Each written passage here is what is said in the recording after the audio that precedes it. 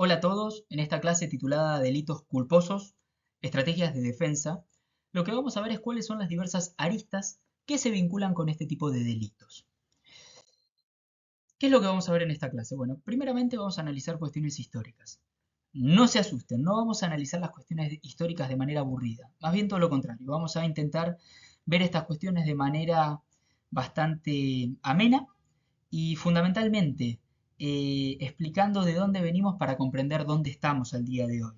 ¿Sí? Vamos a hacer un muy breve repaso de la cuestión histórica. Cuestiones teóricas. Aquí nos vamos a detener. En tanto tenemos que abordar cuestiones ya de tinte dogmático, por decirlo de alguna manera.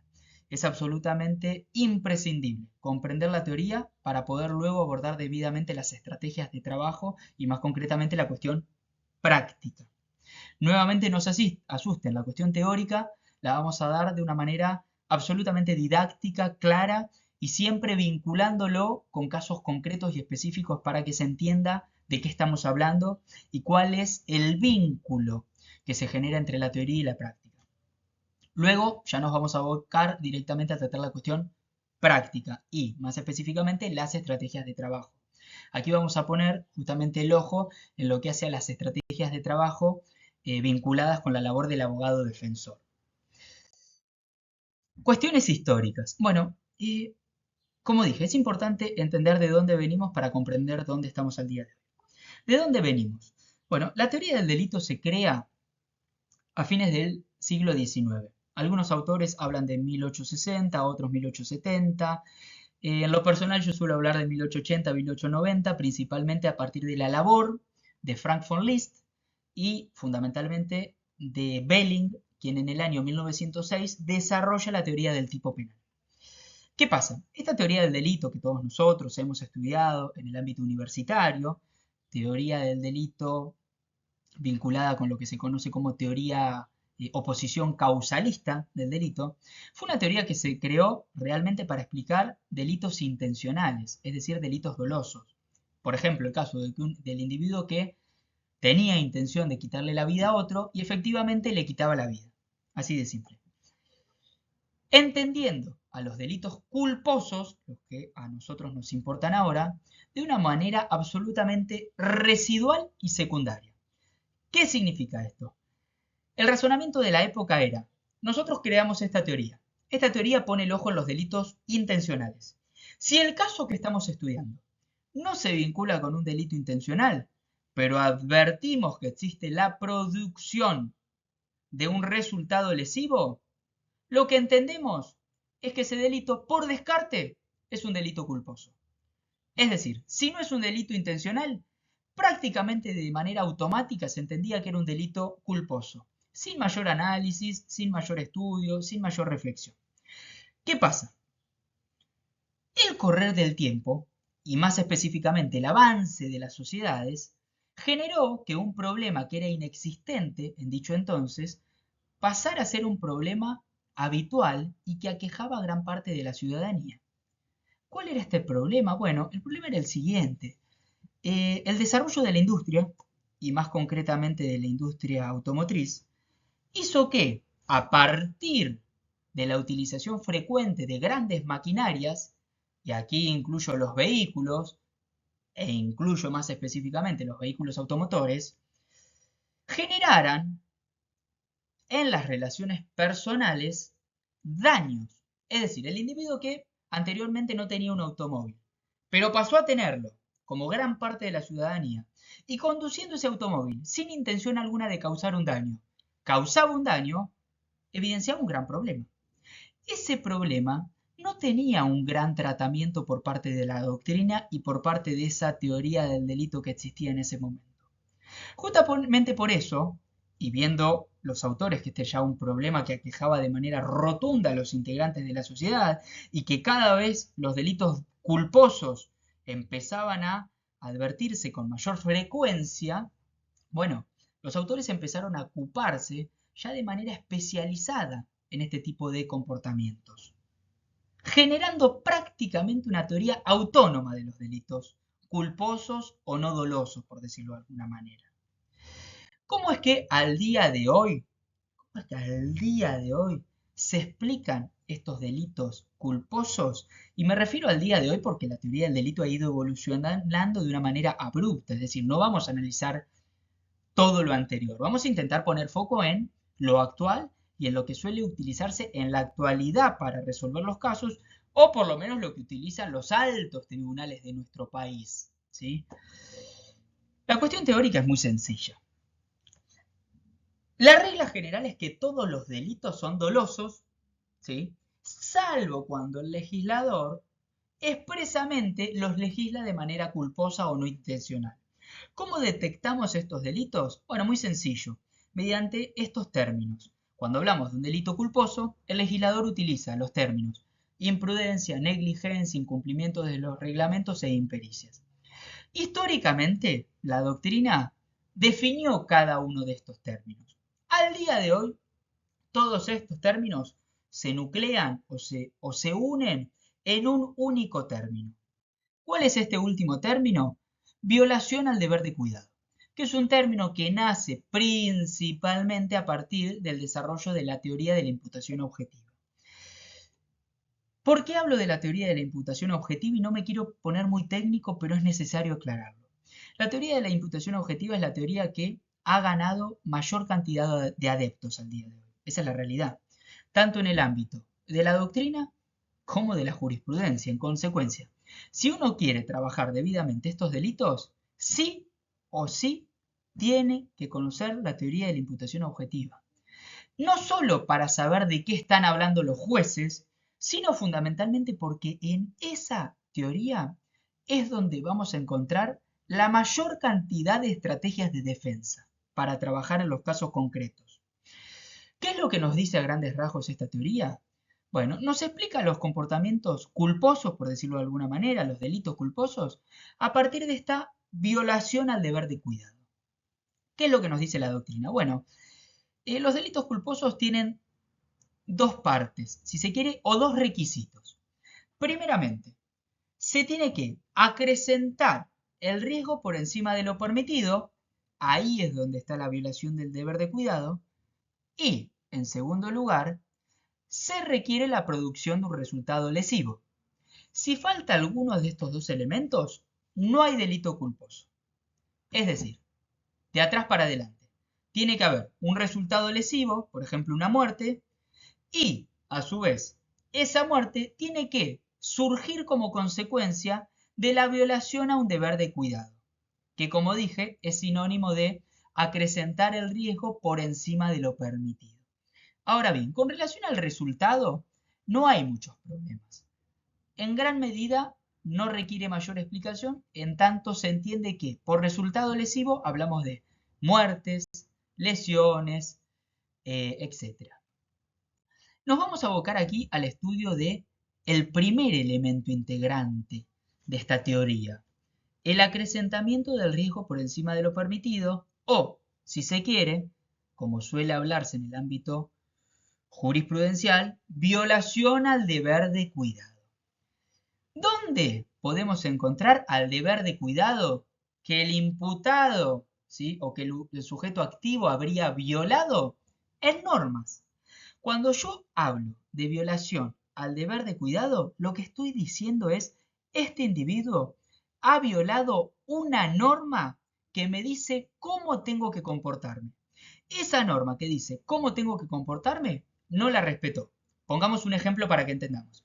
Hay una norma que nos dice que yo tengo que conducir respetando los semáforos. Si yo no respeto los semáforos, estoy violando una norma que me dice cómo comportarme. Si como consecuencia de haber violado esa norma que me dice cómo comportarme, produzco una muerte, lo que estaría haciendo justamente es logrando la consolidación de estos dos requisitos y consecuentemente ese resultado, la muerte, se me puede atribuir a mí. ¿Por qué? Porque yo violé esta norma que decía cómo me tenía que comportar y justamente me comporté de una manera disímil. Ahora bien, la pregunta es, bueno, ¿dónde las encontramos estas normas? ¿Dónde están? ¿Sí? Y aquí es donde hay que poner el ojo, ¿no? Tenemos dos tipos de normas. Por un lado, las normas explícitas. Aquí nos referimos a normas propiamente dichas, es decir, leyes, reglamentos, etc. Cualquier norma, si norma escrita. Por ejemplo, en el ámbito de la conducción, ¿sí?, de vehículos, tenemos normas de tránsito, tenemos leyes, tenemos reglamentos, etcétera, etcétera, etcétera. Estas normas expresamente nos dicen cómo comportarnos. Nos dicen, por ejemplo, que tenemos que respetar las señalizaciones, que tenemos que cumplir con los límites de velocidad e incluso nos especifican cuáles son estos límites de velocidad dependiendo del caso. Por ejemplo, no es lo mismo circular enfrente de un colegio que circular en cualquier otro punto de la ciudad que haber circulado en una autopista o en una ruta. De igual manera, nos dicen, por ejemplo, quién tiene prioridad de paso en una intersección donde se encuentran dos vehículos, el que viene por la derecha. Nos dicen que tenemos que respetar al peatón, etcétera, etcétera, etcétera, que tenemos que utilizar luces, que tenemos que poner balizas ante determinadas situaciones, etcétera. Todas estas son normas que enmarcan cómo la ciudadanía tiene que comportarse si efectivamente conduce un vehículo. Estas son normas explícitas, están expresamente redactadas a tal punto que podemos agarrar por ejemplo, la ley y podemos leerlas, ¿sí? Sabemos ya de manera clara cómo tenemos que actuar. Ahora bien, a la par de estas normas explícitas, hay normas que no están escritas, que no son explícitas, pero que uno debería conocer. Por un lado, la lex artis, esta tiene que ver con las leyes que, por ejemplo, explican cómo debe desarrollarse determinada profesión, arte u oficio. Por ejemplo, esto se ve mucho donde, en las causas donde tenemos que intervenir, por ejemplo, en representación de un médico, que realizando una operación, una cirugía, causa alguna lesión en el paciente. ¿Qué ocurre? Se le puede atribuir esa lesión al médico, por ejemplo, la muerte o una lesión propiamente dicha, si es que encontramos la norma que el médico habría violentado. Esta norma no la vamos a tener escrita ni en una ley, ni en un reglamento, ni en un decreto, ni en un código. Constituye la lex artis. La ley no escrita, pero que existe, que enmarca cómo debió haberse realizado esa cirugía. Por ejemplo, en vez de haber hecho una incisión de 2 centímetros, se debió haber hecho una incisión de 3, 4, 5 centímetros.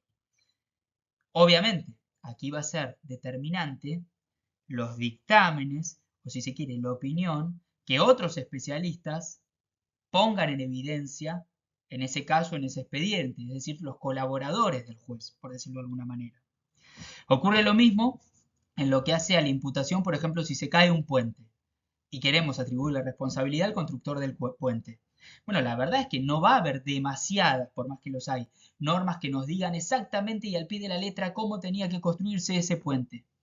Pero existe una lex artis, una ley, ¿sí?, que rige a todos los arquitectos, a todos los ingenieros, y que explica cómo es que debió haberse construido debidamente ese puente. Nuevamente, el dictamen de los peritos, de los especialistas, es decir, de los ingenieros y arquitectos que colaboran en esta causa, va a ser determinante. En tanto ellos nos van a decir, y la verdad que este puente debió haberse construido utilizando tal material, o con tantas dimensiones, o con tantos refuerzos, etcétera, etcétera, etcétera. Pero además existen otras normas, tampoco escritas ni explícitas, pero que hacen a los comportamientos prudentes y que todos los integrantes de una sociedad deberían conocer. Por ejemplo, si yo me encuentro en el balcón de un departamento y empiezo a jugar con una maceta tirándola por arriba, para arriba y la agarro, y en un momento no la logro agarrar, se cae e impacta contra la cabeza de un individuo y lo mata. No hay ninguna norma escrita que nos diga está prohibido o no corresponde o no debe jugarse con una maceta arriba de un balcón. No lo hay. Pero sí hay una norma implícita que nos rige a todos nosotros que nos dice, usted señor, ni nadie, puede andar jugando con una maceta arriba de un balcón. ¿Por qué? Porque si se cae efectivamente puede matar a alguien o puede lesionar a alguien. Esta norma no escrita, pero que existe, hace al deber de cuidado. Reitero, el kit de la cuestión, aquí, o donde nosotros tenemos que poner el ojo como abogados, estemos de uno u otro lado del mostrador, es decir, representando a la víctima o al imputado, es cuál es el deber de cuidado que no se respetó. Y más específicamente, en tanto ahí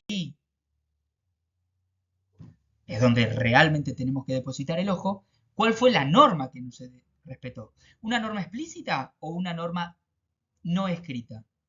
Y en dicho caso, ¿cuál? ¿Qué pasa? Yo dije que esta teoría de la imputación objetiva tiene dos grandes requisitos que deben darse por lo menos para atribuirle responsabilidad criminal a un individuo, ¿no? O por lo menos para vincular un resultado lesivo con el comportamiento de un sujeto. Primero, acrecentar el riesgo por encima de lo permitido, es decir, violar el deber de cuidado, ¿sí? No respetar el comportamiento debido, y por otro lado, la producción de un resultado. Es necesario que se den ambos comportamientos. Vuelvo a lo mismo. Si yo estoy jugando con la maceta arriba del departamento y no se me cae, y como consecuencia de ello no mato a nadie, listo.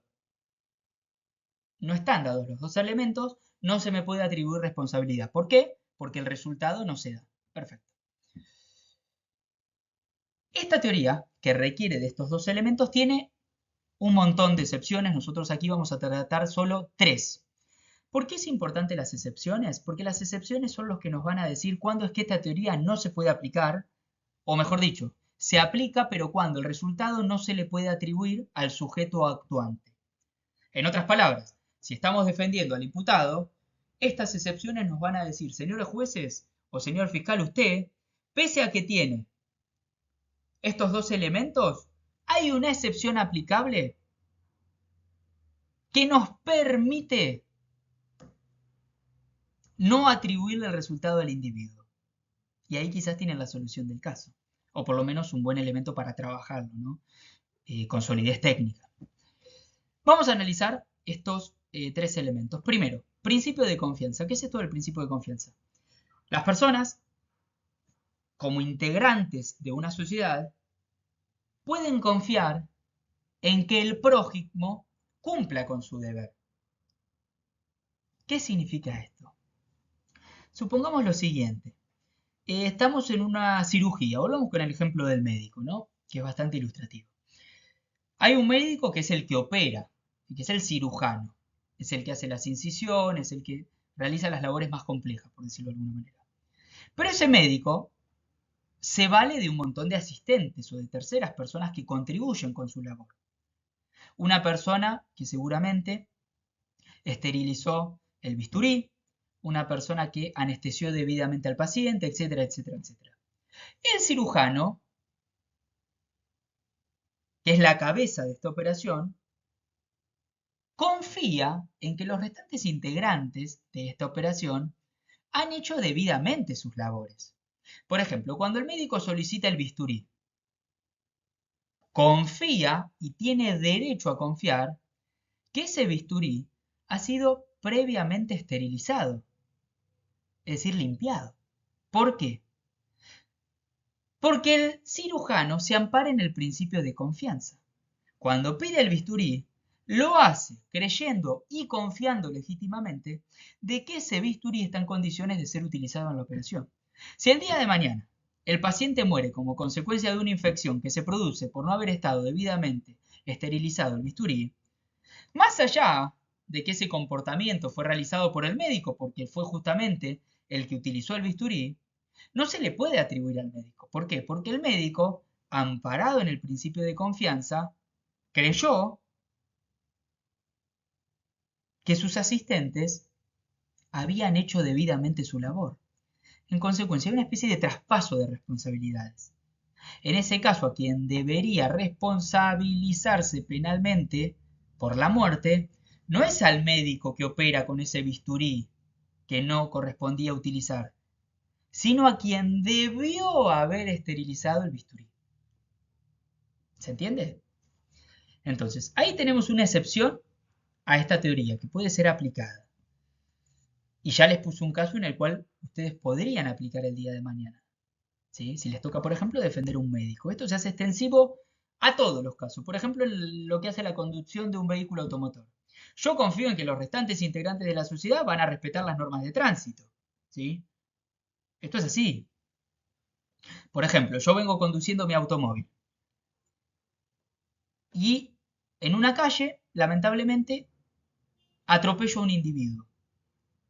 Cuando analizamos el caso, advertimos que este individuo no estaba cruzando por la senda peatonal, sino que cruzó por el medio de la calle y en sí por el medio de esta calle y encima lo hizo corriendo. Bueno, está bien, yo lo pisé a este individuo. Pero la realidad es que yo no creí que un individuo iba a cruzar de manera tan temeraria la calle. Bueno, principio de confianza. Yo creo que los restantes integrantes de la sociedad van a cumplimentar las normas y no voy a pensar lo contrario. Es lo mismo que el caso del médico. En segundo lugar, fin de la norma, más concretamente fin protectorio de la norma. ¿Qué significa esto? Bueno, que lo que nosotros nos tenemos que fijar cuando analizamos estos casos es si la norma que dicen que yo habría violado el imputado tenía como finalidad evitar ese resultado. Por ejemplo, supongamos que yo me encuentro conduciendo un vehículo automotor, ¿sí? Y mientras me encuentro manejando, paso un semáforo en rojo. Luego de pasar el semáforo en rojo, a los 100 metros recién, atropello a una persona. A partir de allí, uno podría decir, bueno, este individuo, la verdad que viene incumpliendo las normas de tránsito y además se produjo un resultado. En otras palabras, violó el deber de cuidado, cruzó un semáforo en rojo y luego de ello produjo una muerte. Claro, pero la realidad es que si a mí se me pretende endilgar responsabilidad por haber cruzado el semáforo en rojo y como consecuencia de ello haber producido una muerte, lo que nosotros tenemos que decir como abogados defensores es, no, no, señores, está bien que yo violé un semáforo en rojo, el imputado, pero lo que hay que analizar es cuál era el fin protectorio de esa norma que yo violé. Cuando analizamos esa norma en concreto, usted, señor, tiene que respetar ese semáforo que está en rojo y consecuentemente tiene que detenerse. Esa norma tiene un fin específico. ¿Cuál es el fin específico? Que los peatones que están por debajo de ese semáforo puedan llegar de un extremo al otro de la calle. Y que el automovilista no pise a ningún peatón. Ahora bien, si analizamos el caso, yo no pisé al peatón que estaba cruzando en esa intersección de las calles, o por debajo de ese semáforo, en la senda peatonal. Yo pisé a un peatón que se encontraba a 100 metros de distancia. Ergo, la norma que dicen que yo violé, efectivamente violé, no tiene como finalidad evitar la muerte de este otro peatón que ocurrió a los 100 metros. Tiene como finalidad evitar la muerte o la producción de eventos dañinos o lesivos de los peatones que se encuentren por debajo de ese semáforo específico y no otro. En consecuencia, ahí tenemos nuevamente una defensa y esa defensa termina en una absolución de acá a la China. ¿Qué es lo que debió haber ocurrido en ese caso? Que la responsabilidad del conductor por la producción del resultado, esto es innegable, no debió haberse estructurado en violar ese semáforo en rojo, sino por ejemplo, no haber respetado la prioridad de paso que tenía el peatón que sí atropellé en esa intersección de la calle, no en la anterior. ¿Se explica?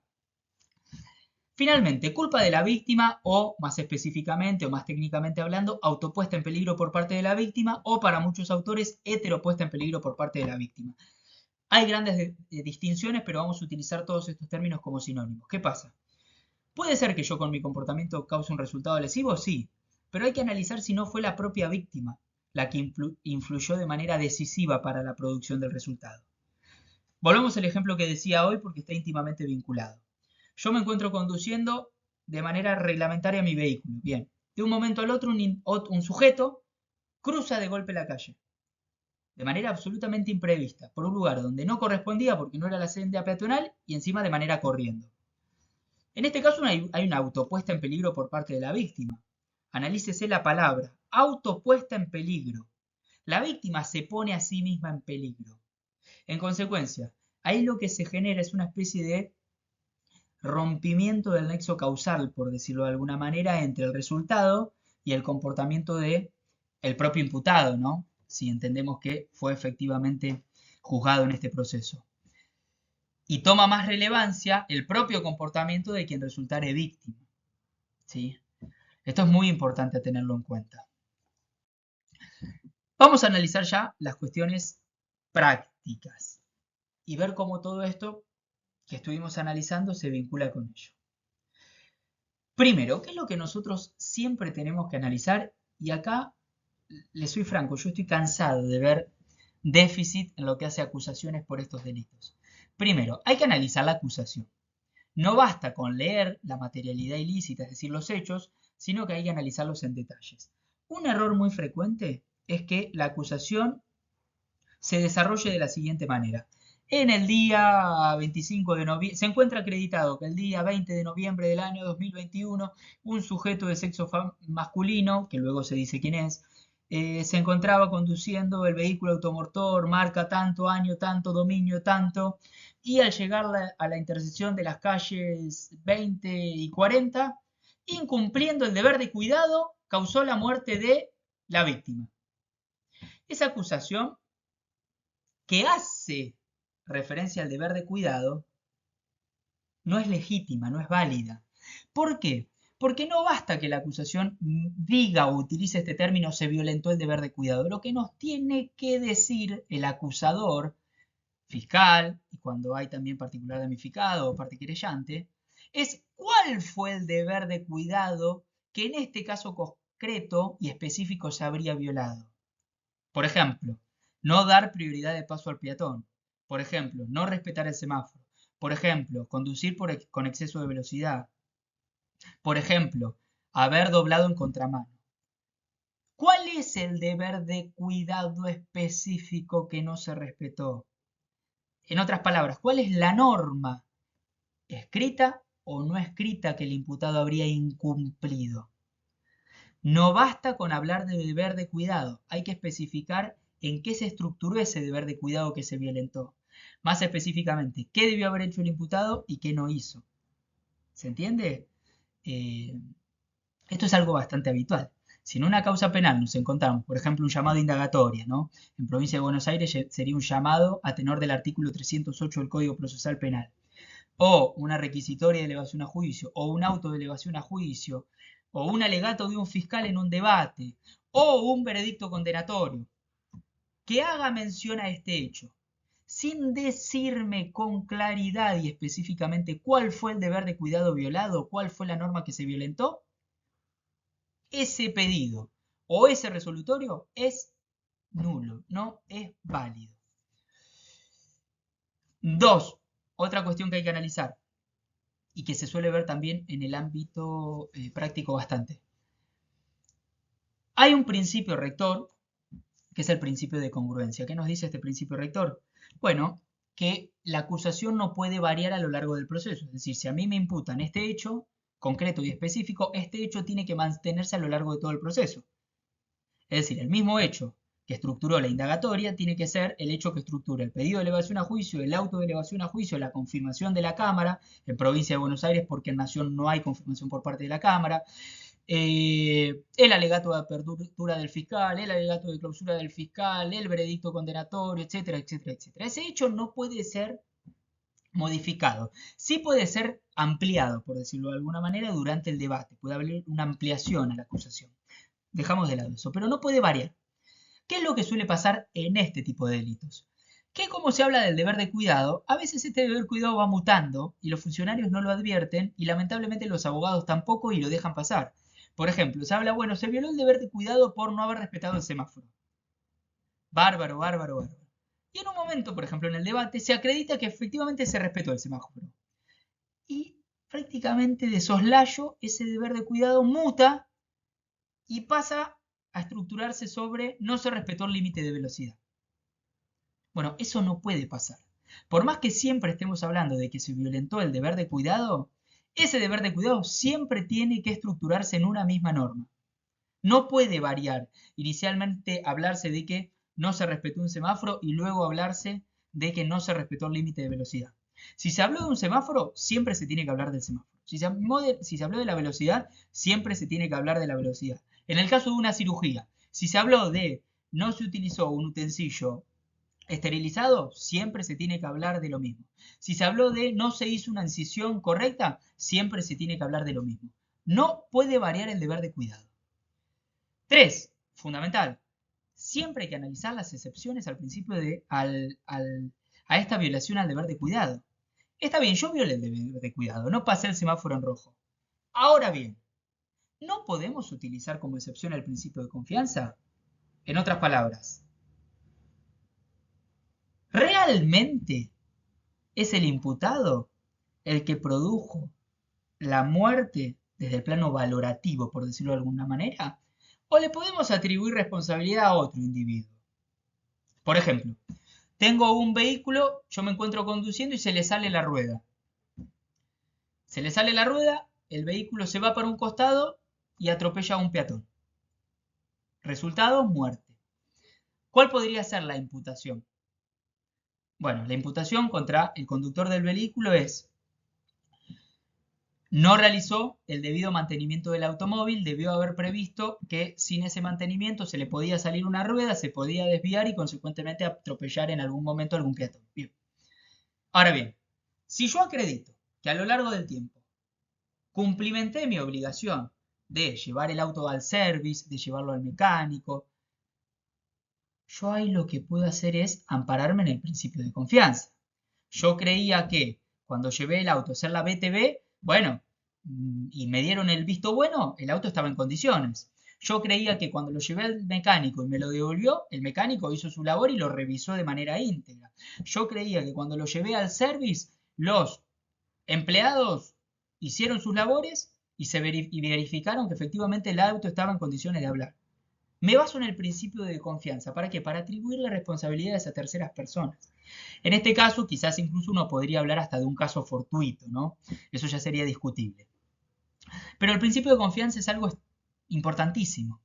El principio de confianza no solamente se ve en este tipo de causas, sino en otro tipo de causas donde quizás el comportamiento surge en el ámbito, por ejemplo, empresarial, ¿no? Y uno dice, bueno, yo creí que la verdad todos los otros integrantes de esta empresa hicieron su trabajo, no se me puede dilgar responsabilidad a mí.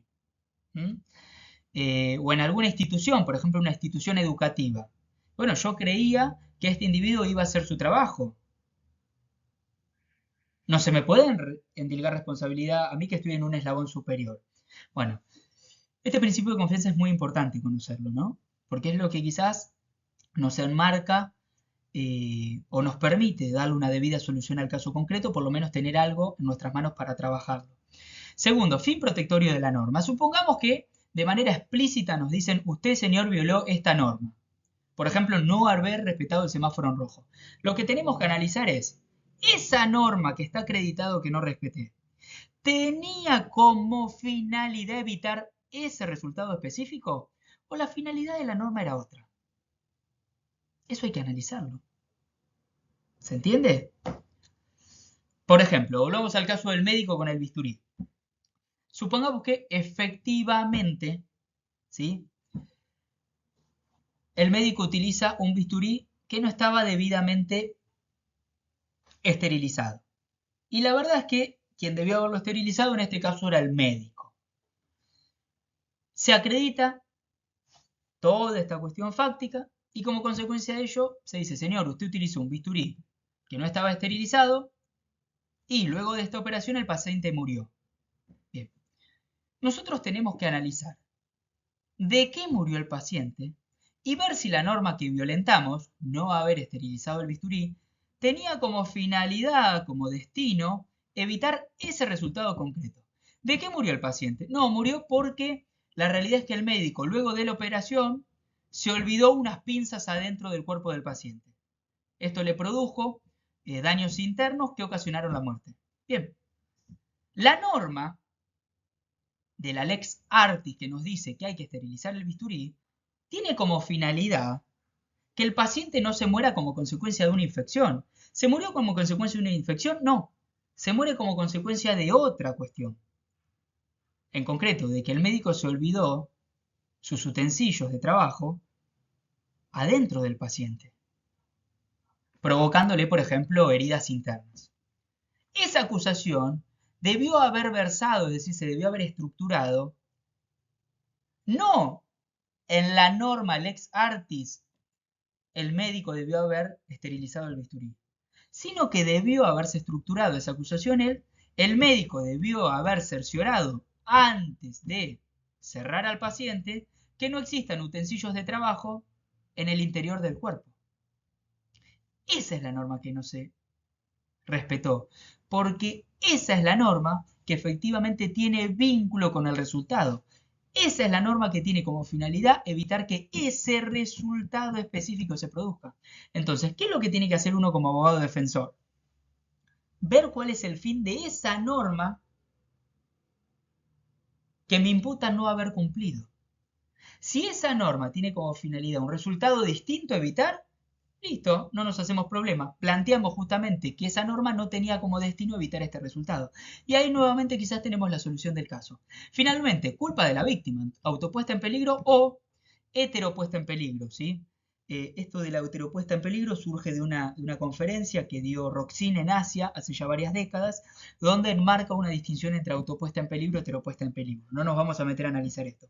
Lo que sí tenemos que analizar es, ojo, porque en algunos casos es el propio paciente, la propia víctima, por decirlo de alguna manera, o quien en la causa es entendido como víctima, quien se pone en una situación de peligro. Por ejemplo, si yo me subo a un automóvil donde sé que el conductor está absolutamente alcoholizado y luego el automóvil colisiona contra un auto y el pasajero que se sube al automóvil a sabiendas de que el conductor estaba totalmente alcoholizado, muere, bueno, señores, ahí hay un claro caso de autopuesta en peligro por parte de la víctima. Así de simple.